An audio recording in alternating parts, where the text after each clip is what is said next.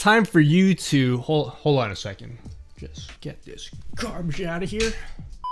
It's time for you to start making some big daddy upgrades for your Twitch stream. So let's talk about upgrading your USB webcam into a fancy DSLR camera. But first, let me dispel a couple myths first. First of all, a complete DSLR setup doesn't have to cost you thousands of dollars. You can get a setup including the camera, lenses, capture cards, everything included for around $1,000 or even some setups that are around $500. And then the second myth is that no, running a DSLR for hours at a time is not going to damage your camera, it's not going to overheat, it's not going to damage the sensor in any way. So don't worry about that. If you want to get an idea of the kind of quality you can expect for your streams, well, you're looking at a setup right now. This mirror is absolutely filthy. Now it's worth noting, if you don't already have lights for your camera, go out and get lights first. There's no point to having a DSLR camera if you're not going to have lights. It's just going to look garbage. You might as well just get lights first and use your existing webcam, then upgrade to DSLR later. Now if you don't believe me, this is an example of what my camera looks like with no lights at all. I just have my ceiling lights on and it just looks horrible. This looks horrible. Now, I can go on for a long time about lighting, but if you want to see a dedicated video on that, let me know, leave a comment down below. But I'll also leave a link in the description for the lights that I'm using, including the two lights I have here and the color lights in the background. So I could just make this video really easy. I could just tell you the exact camera I use, the exact lens I use, and leave an Amazon affiliate link down below. Actually, I should have just done that. That would have been a way easier video to do. But I think it would be much more useful if I explained to you guys what you need to look out for, because some of you might want a different shot. Like some of you might want to have like a super wide shot, or some of you might want to have a super zoomed in shot with a really blurry background. And I'm assuming most of you guys are gamers and you have no idea how cameras work. And if you do know how cameras work, then I don't know why you're watching this video, because you probably already know everything I'm going to tell you. So in today's video, we're going to go through everything you need to get a DSLR camera setup, including the camera body, lenses, capture cards, missing something, batteries, and even mounting hardware like tripods. If you guys are interested in more videos about how to set up your stream, you can subscribe to this channel. Normally this is the part of the video where I try to give you guys a compelling reason for why you should subscribe, but I didn't write that part of the script because I'm lazy. Also, if you guys want to talk about cameras or really just anything to do with streaming, I stream 4 nights a week, Monday, Tuesday, Thursday, and Friday, Australian Eastern Standard Time, because that's where I live. Apparently a lot of you guys don't know that. Let's go through the basics that you're gonna need. First thing you're gonna do is choose your camera body. So that can either be a DSLR, it could be like a mirrorless camera, it can even be a video camera, or even a GoPro. There are some caveats that you have to keep in mind, but we will go through that in a second. Now, if you chose to go down the route of a DSLR camera or a mirrorless camera that has interchangeable lenses, you're gonna have to choose your lens as well, like this one. Now, most cameras are going to come with a kit lens, but I highly recommend getting a lens separately, and you're going to see why in a little bit. You'll also need a way to plug your camera into a wall outlet, so you can just plug it into a wall and not have to worry about constantly switching batteries in and out. And then once you have your camera, you're going to need a capture card, so you can plug your camera into a capture card, then your capture card into your PC. That way OBS can see your camera. Now, I do know that there's some software out there like SparkoCam that allow you to plug your DSLR straight into your computer via USB, but I constantly hear about people who have problems that way, so save yourself the headache and get a capture card. And that's basically it. Now, you also do need a way to mount your camera, so you can just use a tripod, but I'll also give you guys some mounting hardware ideas so you can mount your camera and keep a really nice and clean setup. So for the camera body, there are a few things you need to look out for, but at the bare minimum, your camera needs to be able to do 2 things. So the first thing is your camera needs to be able to output over HDMI, but not only that, you have to be able to turn off all of the overlays on your camera. There are some cameras out there, like some of the Nikon DSLRs, that can let you output over HDMI, but has overlays that show like your battery status and stuff that you can't turn off. So if you're not sure if your camera has clean HDMI out, get your camera, plug it into a TV or a monitor, and see if there are any overlays on the output signal. If you do see some overlays, see if you can play around with some of the settings to turn them off. So the second thing your camera needs is it has to have unlimited runtime. Most cameras automatically shut off after about like half an hour, but some have a setting that enables you to disable automatic shut off. so check if your camera has that. So if your camera has clean HDMI out and unlimited runtime, you can use that as a stream camera. Other than that, the next thing you're going to want to look for is the type of sensor the camera has. Now you want to pick a camera that has a big sensor, because the bigger the sensor is, the more light your camera can let in. And having a bigger sensor also means that you can get a wider shot. And overall, it's just going to give you way more options down the line. So the sensor is going to be really important because it's going to determine what kinds of lenses you can use as well. Now you may have come across some DSLR cameras that have full frame sensors, and that's just a standard sensor size for those big fancy DSLR cameras, but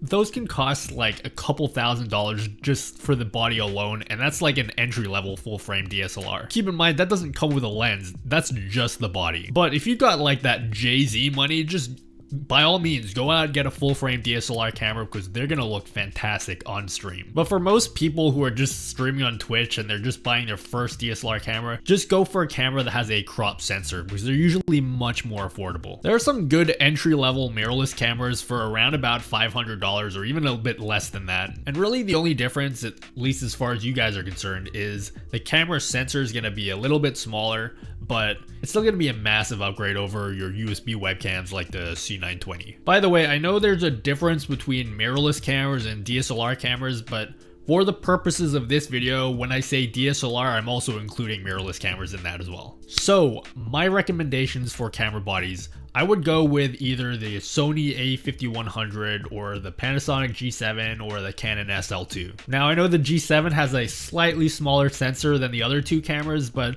there does have some other advantages, like it can record in 4K if that's something you care about. But for the most part, any one of these cameras is going to be a fantastic purchase for you. All three of these cameras have crop sensors, they have clean HDMI out, they have unlimited runtime, so they'll all be perfect for a streaming camera. So I left a link down below for where you can get each of these three cameras, and you can either get them with a kit lens or just the body alone. Now we're going to pause on crop sensors for a minute because we're going to move on and talk about lenses. Now we got so many lenses that I don't even know why I bought, but it makes for a good YouTube video though. Now, like I said earlier, your camera probably comes with a kit lens, but you're going to want to get a dedicated lens, and let me explain why. Actually, instead of telling you why, I'm going to show you why. So I'm going to take the lens that's on my camera and switch it out for the kit lens that came with the camera.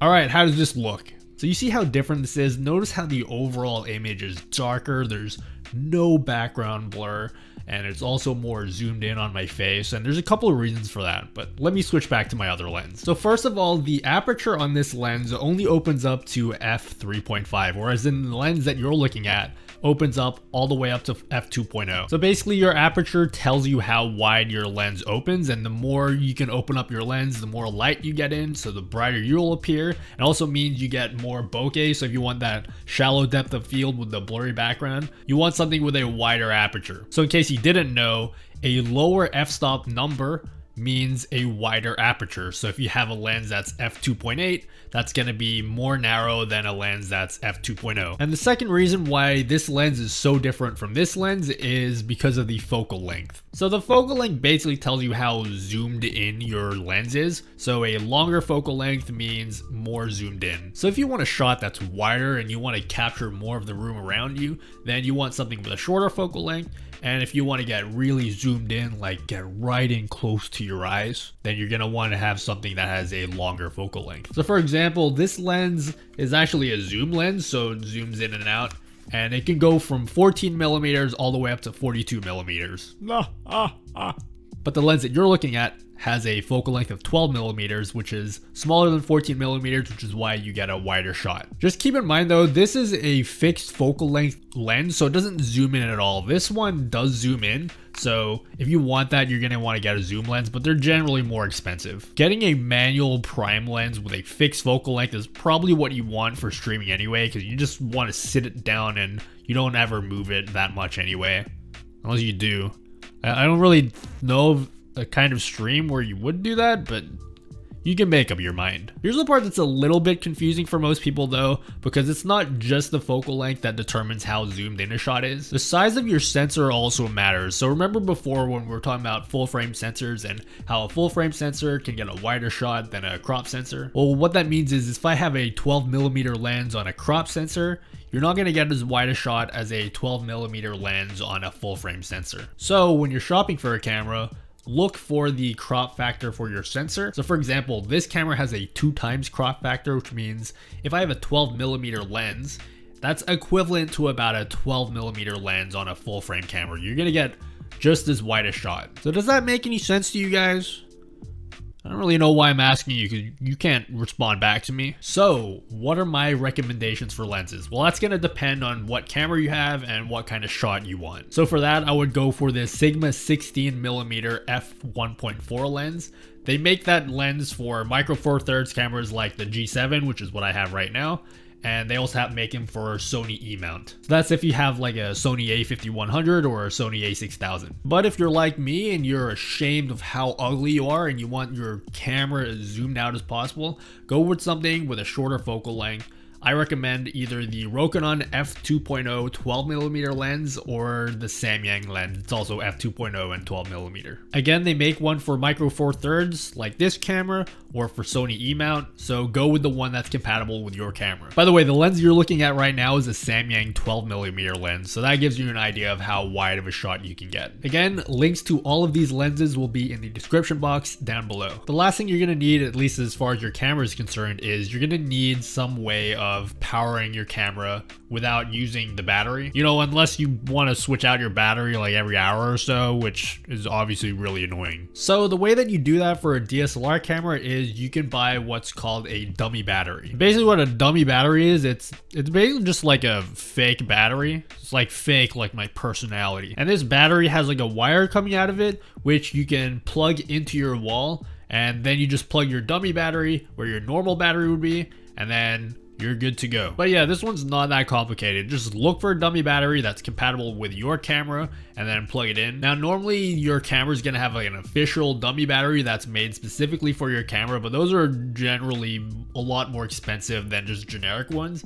But if you want to be safe and protect your $500 or whatever dollar investment, then go with the official one. But if you want to save money, then they make dummy batteries for like $20. Either way, I've linked some dummy batteries down below. One that works for the G7, which is this camera, and one that's going to work for a Sony camera like a a5100 or an a6000. So by now you have your complete camera setup and you just need a way of connecting it to your computer. And we're going to do that using a capture card. Again, this isn't that complicated. You just need any capture card that does 1080p 60. And then what you'll do is you'll take an HDMI cable, plug into your camera, plug the other end into the capture card, then plug the capture card into your computer. A really popular option for a capture card is the Elgato Cam Link, because it's just a simple, small capture card that has HDMI on one end and USB on the other end.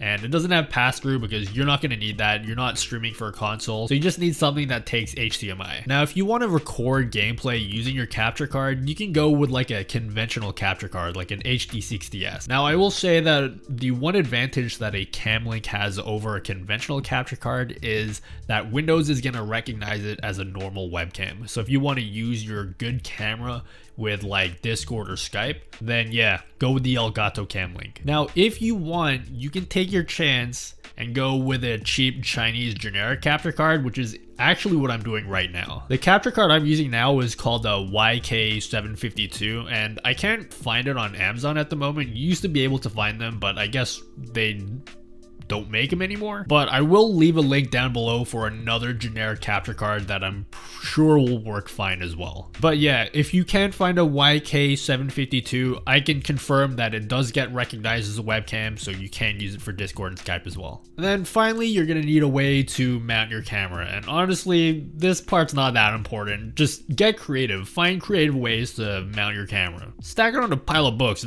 Who cares? For most people, you're fine with just getting like the Amazon Basics tripod or just any tripod that you have lying around. But if you want to go the extra mile, you can actually mount your camera onto like a microphone arm. That way you can mount the camera onto your desk. So in my case, my camera is mounted on a Blue Compass, but if you want to use like a Rode PSA-1, go ahead. Here's the thing though, a microphone arm isn't gonna fit your camera by default, so we're gonna need some kind of adapter. So for that, I recommend a Z-type plate. And what that basically does is, number one, it adapts the threads on your microphone arm and makes it fit on your camera. And it also gives you some flexibility for tilting your camera. One more thing that I think is pretty nice is if you like taking your camera on and off your tripod a lot, what you can do is you can get a quick release plate. For example, I have one right here, and it's just a little plate that allows you to take your camera, stick it on, and then it locks in place. Somehow. Trust me, it's way easier than it looks. There we go. Sticks on like that.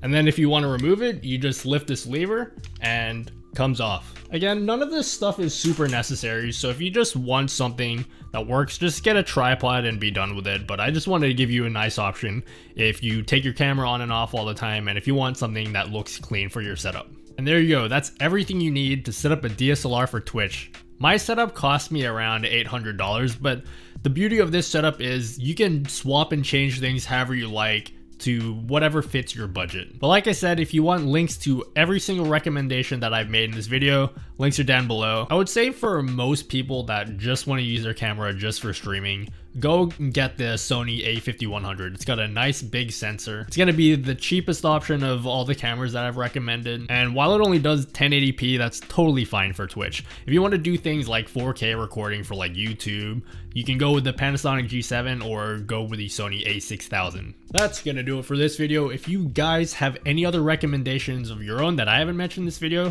feel free to let me know by leaving a comment down below. And if you guys want to continue talking about cameras or anything related to streaming, feel free to join the Discord. I'll leave a link in the description box down below. And if you guys want to come watch me on Twitch, I stream 4 nights, that's 8.